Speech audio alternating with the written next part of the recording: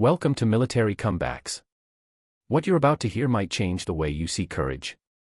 This is about perception versus truth, about the unseen burden service members carry, and about how the youngest faces can hold the oldest strength. Take a moment, settle in, and really listen, this one matters. Morning light streamed through the blinds in a Pentagon briefing room as she stepped inside. Captain Elena Martinez couldn't have looked older than 25. Clear brown eyes, a youthful face that still hinted at the girl she'd once been. Her uniform was flawless, boots shining, posture straight with the focus of someone determined to prove she belonged. Lieutenant Colonel David Chin had watched countless young officers come through over the years, fresh, ambitious, not yet shaped by reality. He barely looked up from his papers. But Sergeant Major Williams did. 28 years in the Corps had taught him to read Marines the way others read pages. His gaze dropped to the ribbons on her chest, and he froze mid-sip. Silver Star. Bronze Star with Valor. Purple Heart with 3 oak leaf clusters. Combat Action Ribbon. Afghanistan and Iraq Campaign medals heavy with stars. Each one represented a moment paid for in blood. She was only 25. The briefing rolled on, logistics, rotations, budgets. Routine. Captain Martinez stayed quiet in the back, jotting notes, nearly invisible. Williams couldn't stop watching. He knew the cost of those decorations. She wore them the way people carry memorials. When the meeting ended, he approached her. She packed her materials with quick, efficient movements, the kind of economy that comes from always being ready. Captain Martinez. She looked up. For a split second he saw it, fatigue, alertness, that constant readiness to react. Then she recognized him and straightened. At ease. Got a minute? They sat as the room emptied, the air conditioner humming over the weight of things unsaid. That's an impressive rack of ribbons, he said quietly. Especially the Silver Star.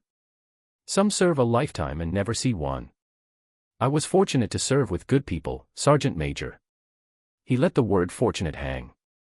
That award isn't about luck. It's about running toward gunfire. Her jaw tightened. How old were you on your first deployment? 19. Infantry. Requested forward assignment to Helmand Province. One of the deadliest places in Afghanistan. 3 Purple Hearts, he said. 4 tours, she replied softly. Medals never tell the whole story. But they tell enough.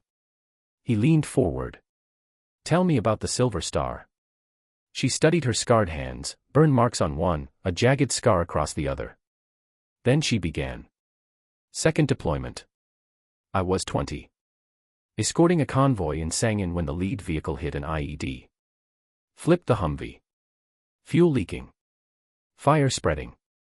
The gunner was trapped, legs crushed. Driver unconscious. Another soldier pinned in back. Protocol said to wait. She didn't. I pulled the gunner out first. He was screaming but alive. Went back for the driver. That's when the fuel tank ruptured. Burned my arm. Morrison was still inside. Her voice thinned. I went back again. Smoke everywhere. Found him by his voice. He was 19, calling for his mom. I dragged him out about half a minute before the ammo started cooking off. All 3 survived. Morrison lost part of his leg, but he lived. Married now. A daughter. And you kept deploying, Williams said. 2 more tours. Someone has to stand with them. She met his eyes. They looked far older than 25. These medals aren't trophies. They're reminders. I see their faces every day. He understood. He carried his own ghosts. Why stay? You could teach. You've done enough. She gave a small, sad smile. I didn't make it through so I could step back. I can live with scars and nightmares. I couldn't live with choosing safety if I could have made a difference. He stood. So did she. He shook her hand. I've served with incredible warriors, he said. But you represent the best of us. Not because of the medals, but because you're still here, still willing. That's more than courage. That's love. Her eyes shone. For a moment, she looked her age.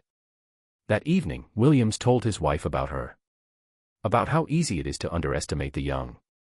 About medals that carry entire lifetimes of memory. She's 25, he said quietly. And she's already carried more than most people ever will. The next day he shared her story with his Marines, not to spotlight her, but to remind them that heroism doesn't always look the way we expect.